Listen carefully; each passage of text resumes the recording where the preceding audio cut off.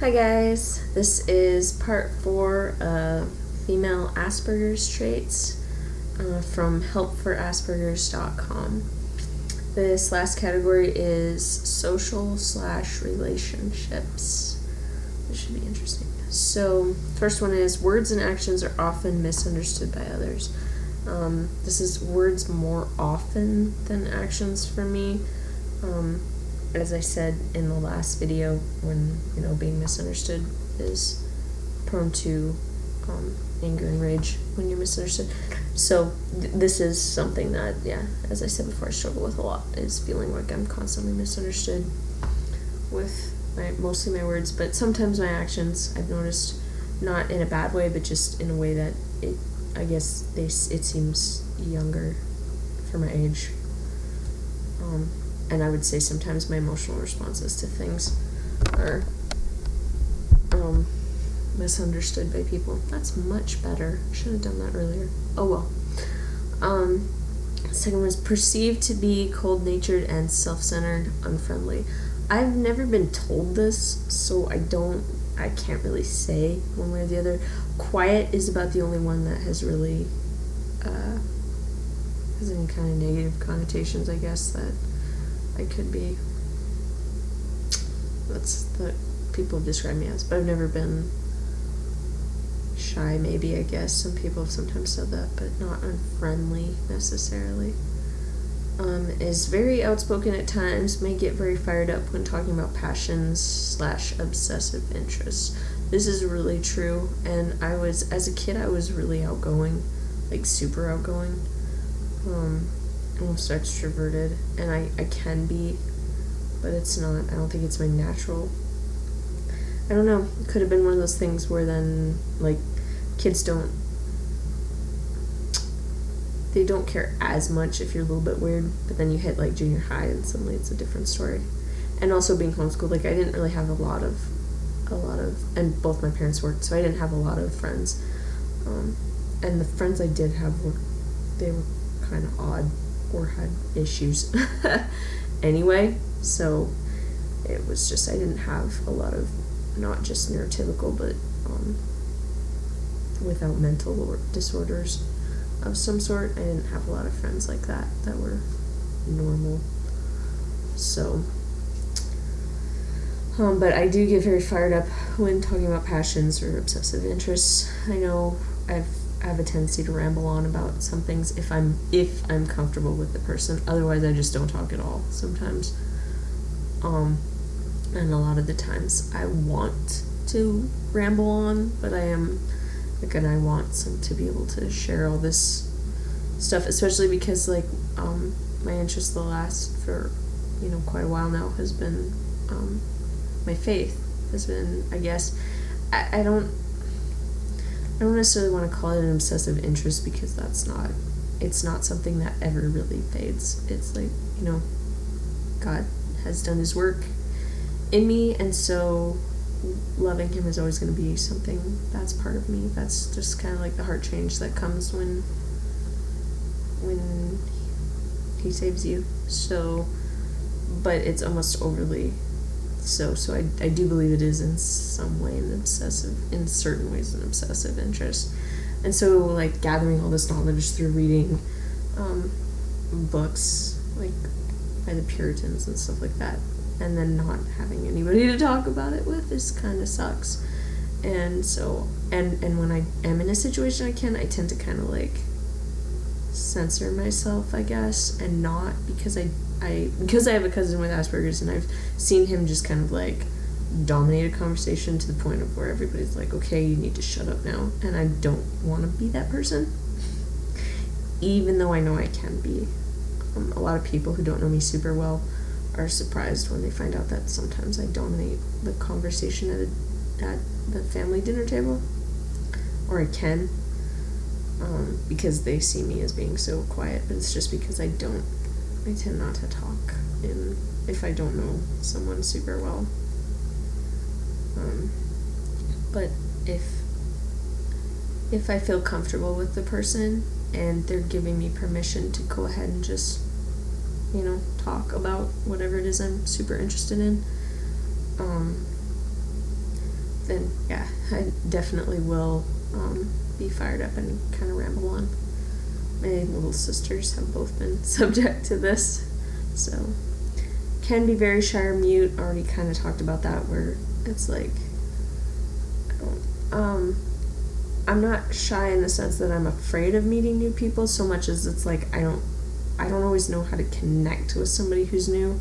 It's like super difficult for me to start conversations a lot of the times, like outside. I know how to small talk and like do social chit chat, even though I think it's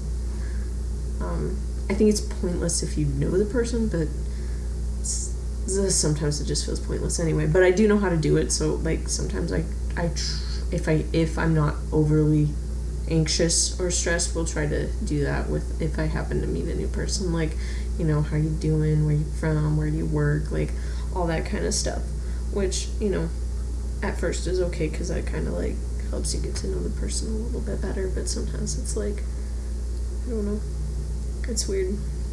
I have issues with that. I don't think it's necessarily because I'm shy so much as I just don't always know how to hold a conversation. I can, but it's learned behavior. It's not because I actually know how to do it, it's because I watch other people do it and then I mimic that. It's more difficult than it looks. And mute tends to be how I am now, more than anything. Especially in new environments. But sometimes even in familiar ones. Like her male counterpart will shut down in social situations once overloaded, but is generally better at socializing in small doses, may even give the appearance of skilled, but it is a performance. As I said before, a lot of people are like, well, it doesn't seem like you have any problems making friends or doing this, and it's not. And I actually don't really have a lot of problems making friends, it's keeping them. That has always been a really big issue for me. If they didn't move away, or that's usually what happened, or you lose contact in some way. If we were still in contact, usually what ends up happening is I say something that's very blunt, and this last example was like explaining something to someone in a very logical manner, like why I didn't want to do this thing that they were asking me to do.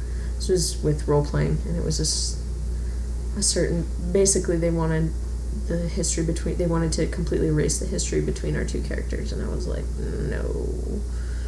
And I just kind of like went through like, this is why I don't want to do that, and she got like super upset at me and was like, told me that I was being mean, and I was like, I don't know what I did. I just like logically told you why I didn't want to do what you were asking me to do, and now you're mad at me. And she didn't talk to me for weeks, like refused to. She told me that she was not comfortable talking to me anymore. So, yeah, it's not so much that I have trouble making friends as I have trouble keeping them because people don't like it when you're blunt. So, but yeah, will shut down when I'm overloaded. This is true, and this is a defense mechanism if I can avoid the meltdown. So I think generally, I don't know, meltdowns seem to be more common with me, but the shutdowns happen when I'm trying to not have a meltdown. But I have seen myself shut down in other ways where it's just like if it's too much, I just kind of like find a seat and just sort of like, it's just sort of a shutdown where you just, yeah. And yeah, like I said, there's appearance of skill, but it is a performance, very much so. Like I said, I don't really know, like holding conversations is extremely difficult, but it's just something that I've learned how to do, or how to fake, I guess should be a better way, because I still don't know sometimes how to hold a conversation. It's more like I watch how other people do it, and so I imitate that and hope it goes well. Like that's pretty much every time I'm in a conversation. It's like, okay, if I do this, let's see what happens if I do this. I hope this is the right thing to say. I hope this is the right way to do it, or whatever. So it's extremely difficult, especially with, I don't know, I have trouble coming up with conversation topics. I have trouble engaging people. It's just always people assume I'm shy or quiet because I'm shy or quiet, not because I actually don't know how to have a conversation very well. It's very difficult sometimes. It's less so since most of my activities are church-based, and that's generally, like I said, I don't like calling it obsessive interest, but, we'll just say it is for now, for simplicity's sake. And so that gives you common ground. That gives me a common ground. It's like, oh, this is what I think about, like, all the time. And so it's easier to hold a conversation then because it's something that, but it's still difficult. The back and forth sometimes is still difficult if I want to, like, ramble on or whatever. So. Oh, excuse me. I got enough sleep last night, but that does not make up for, like, 3 weeks of not sleeping. Apparently.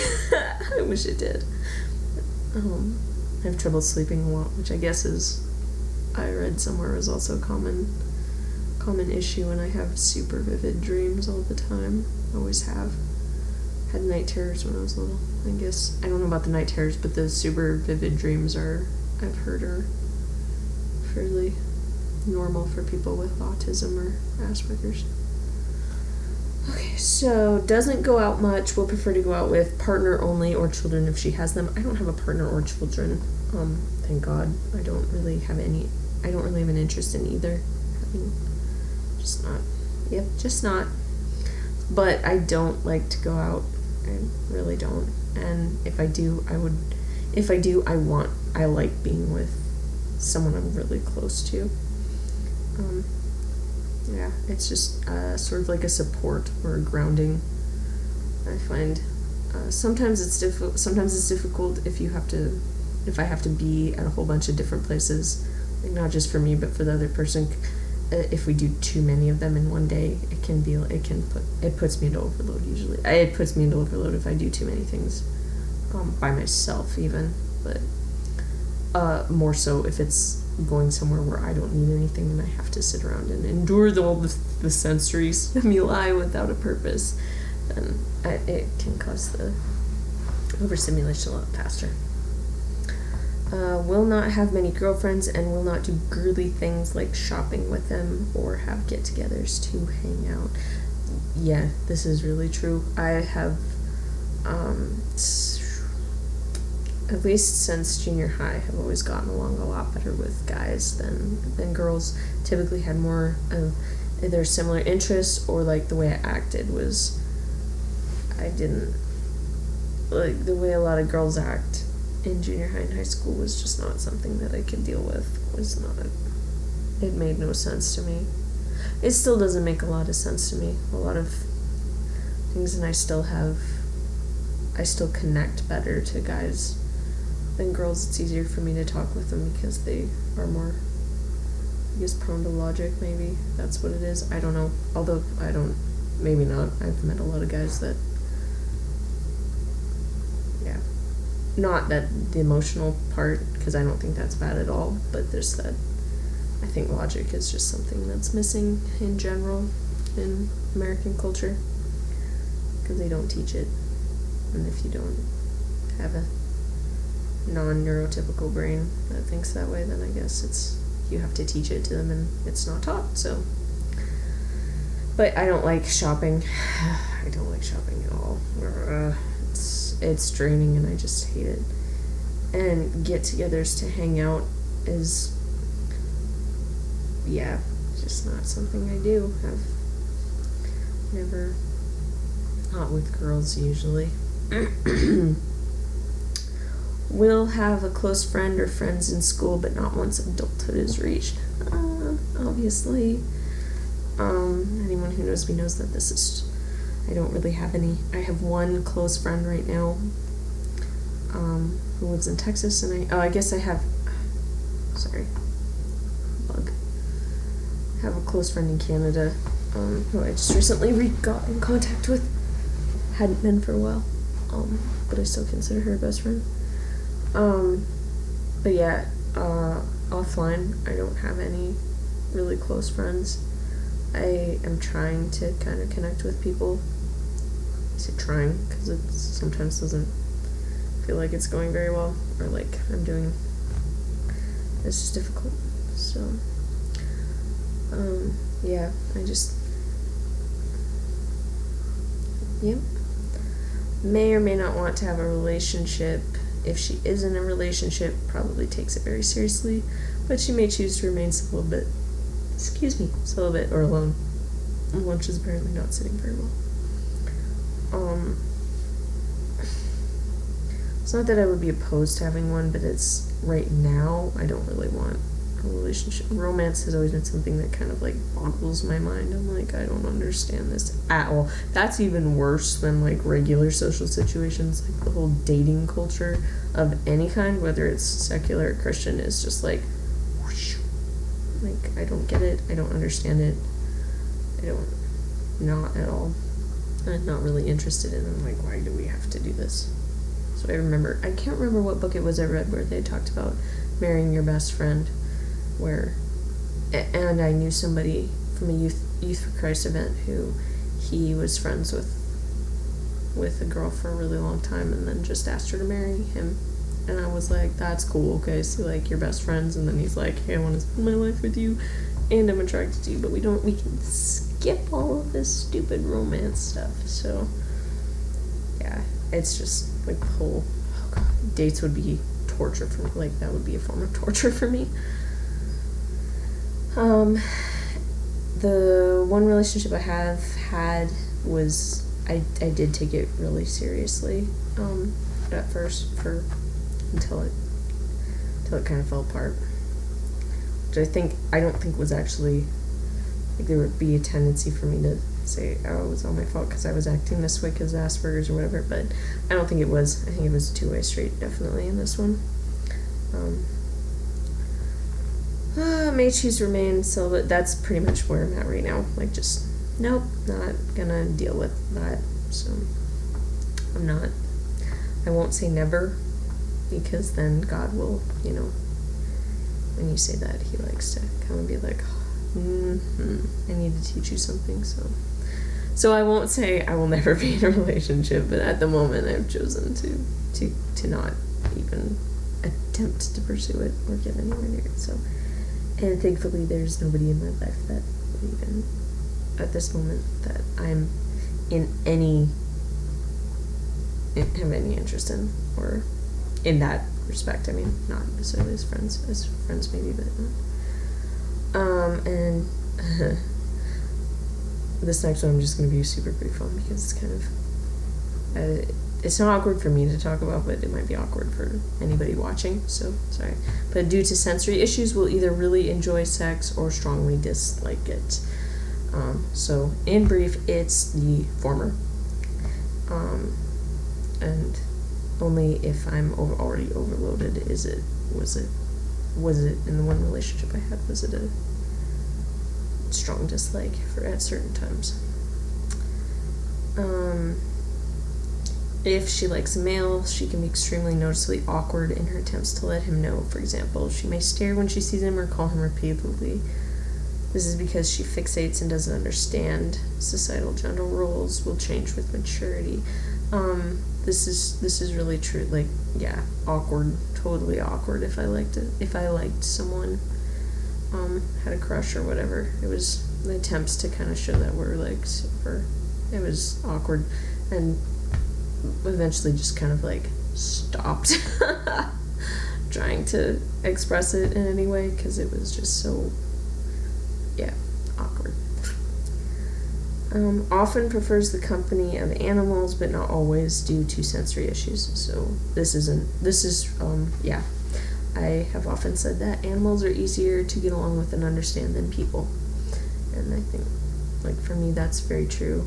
And animals don't do weird things, like they have predictable behaviors, and they can't be subversive and lie and put on social masks. Like, they just are. If they're being mean, they're being mean. They don't go about it usually. I guess I shouldn't say that, but I guess it's pretty obvious when, your cat's upset at you and if she pukes in your shoes, like, that's, usually a pretty good sign that she's mad at you.